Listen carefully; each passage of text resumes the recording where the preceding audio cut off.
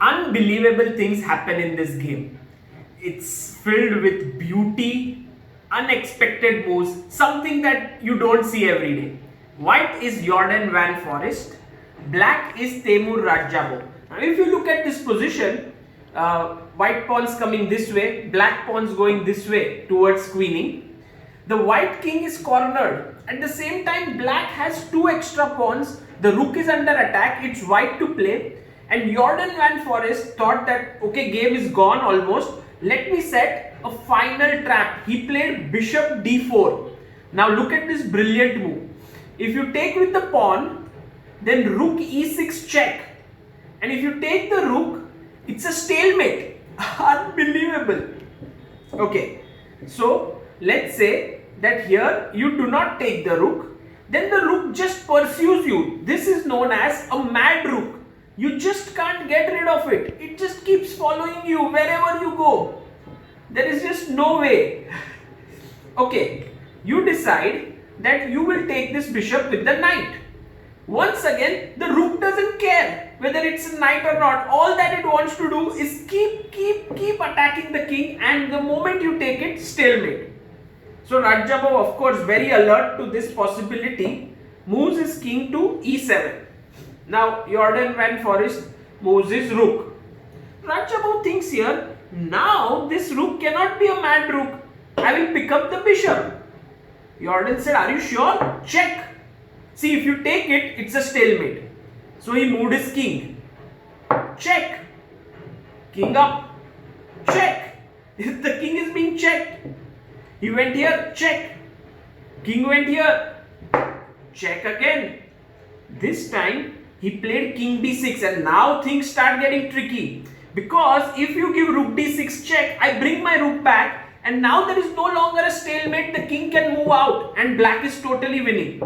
So you have to give a check from this square.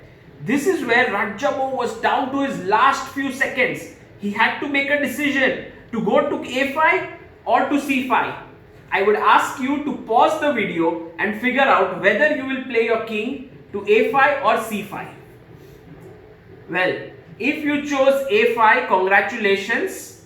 If you chose c5, also congratulations. I'll tell you why. Because king a5 is a wrong move, but Radjabov played it. So you played the same move as Radjabov. King c5 is the right move and it wins the game. Now first things first, you can check from here and here. If you check from here and I go king b4 and you pick up the rook, then this endgame is winning, because now with my knight and two pawns along with the king, I will win the game.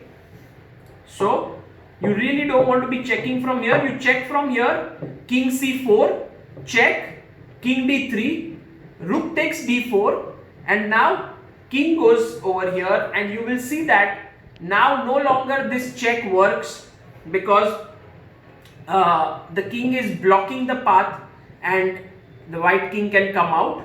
Also, if you give rook e4 check, I can now pick up this pawn, and once again the stalemate ideas are kind of going away, because after check I can go down, and basically there is no longer a stalemate that is happening here. Let's say for example this move, king e2, rook f2, takes.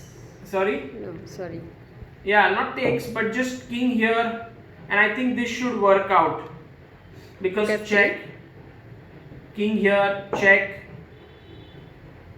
King c1. king c1, Check, king b2. king here. And you go back with the king. Yeah, but then b1, king moves. it's No, still... no. Rook king d4 if you go back. Yeah, but this is fine, no? This position. Rook Maybe e3. we could have reached Rook it e3. sooner. Rook e3 I'll take with the pawn, giving right, the right. square for the king. Right. And if you go here, I can take and you have g2. Yeah. So basically, king coming here was an easier way, because eventually you are going to use your king to come to this square and then block the rook.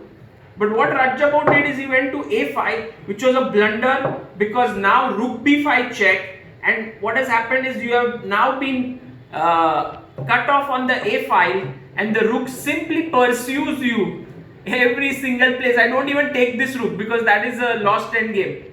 I just come, and there is no way in which the draw can be stopped, and it's a stalemate. What a brilliant end to the game. Van Foreest, so resourceful, managed to draw, and Radjabov after this completely winning position when he lost or he drew. He had a very bad finish in the like in the next rounds. This is Sagar Shah signing off. I hope you enjoyed this entire example.